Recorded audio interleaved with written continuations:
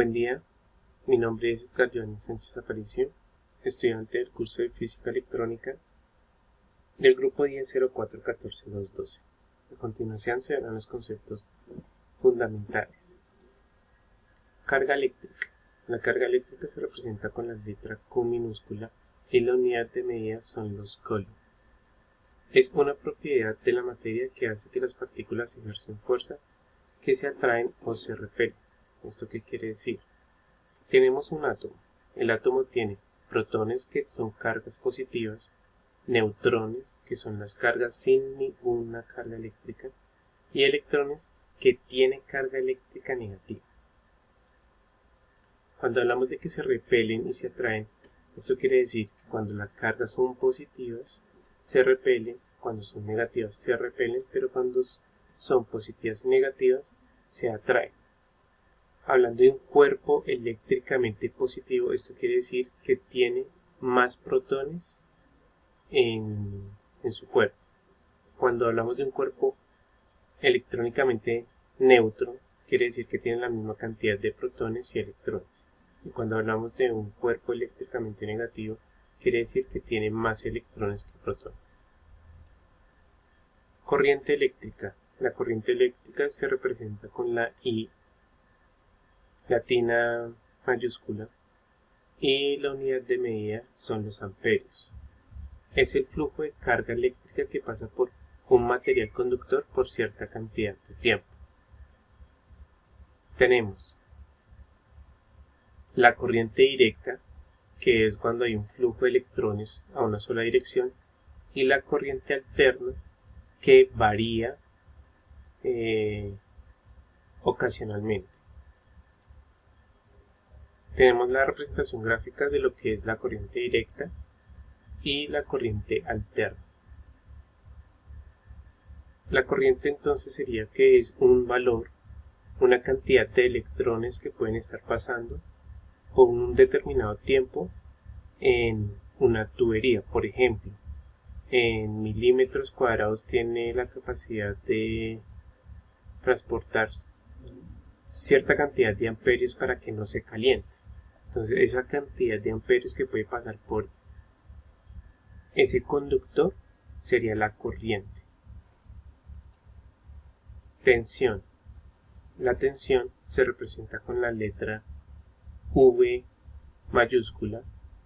La unidad de medida es el voltaje, los voltios, y es una magnitud que se mide la diferencia potencial eléctrico y fuerza eléctrica que empuja los electrones por un conductor.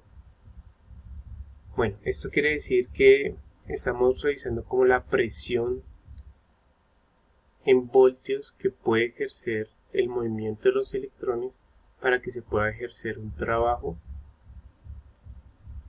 en un determinado circuito. Por ejemplo, en este caso sería para encender la luz. ¿Qué cantidad de flujo necesito o me genera para hacer este trabajo? Potencia eléctrica. La potencia eléctrica se representa con la letra P mayúscula y la unidad de medida son los vatios. Es la cantidad de energía eléctrica que es absorbida y también entregada por un elemento por un tiempo determinado. ¿Esto qué quiere decir? Que la capacidad de iluminar o la intensidad de iluminar en esta bombilla, si es de 90 watts y este es de 60, entonces la potencia eléctrica es la cantidad que se ve representada en lo que ilumina esta bombilla. Es la intensidad. La potencia es igual a la intensidad por la tensión. Y hablamos un poco de la pregunta guía, que es la guerra de las corrientes. Entonces tenemos a Thomas Alva Edison, que es el mentor de la corriente continua. Él tenía su empresa General Electric, que centraba siempre en suministrar la corriente eléctrica.